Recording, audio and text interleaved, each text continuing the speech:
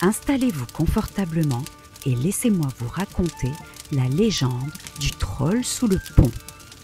Il y a fort longtemps, dans un petit village isolé du nom de Brumeval, un pont de pierre serpentait au-dessus d'un torrent impétueux. Ce pont usé par les siècles reliait le village à la forêt interdite, un endroit que les anciens appelaient la forêt au murmure. Mais ce n'était pas la forêt qui inquiétait les habitants, c'était ceux qui vivaient sous le pont. On racontait qu'un troll immense et hideux y résidait, à l'abri du soleil, qu'il craignait plus que tout. Il ne sortait que la nuit et quiconque osait traverser le pont après le crépuscule n'était jamais revu.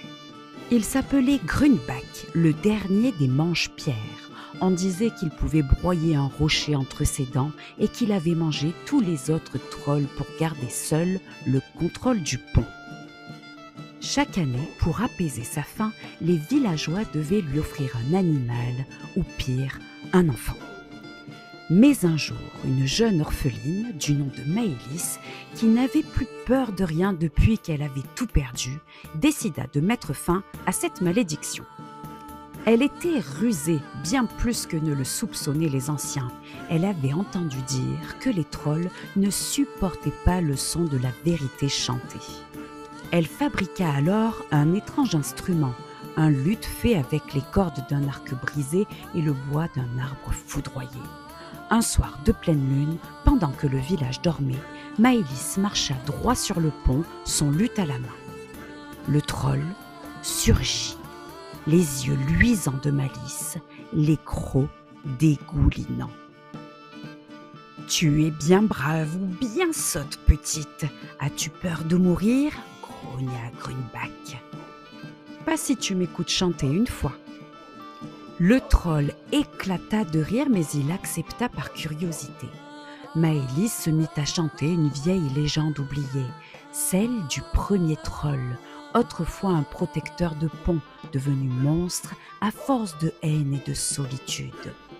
Chaque mot frappait Grunbach comme une flèche, car la chanson parlait de lui.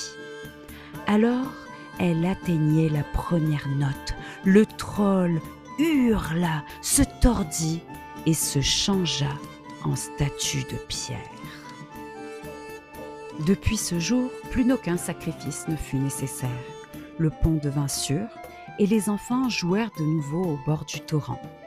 Quant à Maëlys, elle devint la gardienne de la chanson et sa légende se transmit de génération en génération.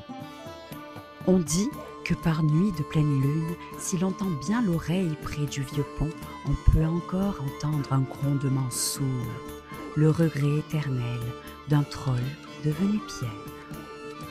Si toi aussi tu as aimé cette histoire, n'oublie pas, like, commente, partage et abonne-toi. À bientôt!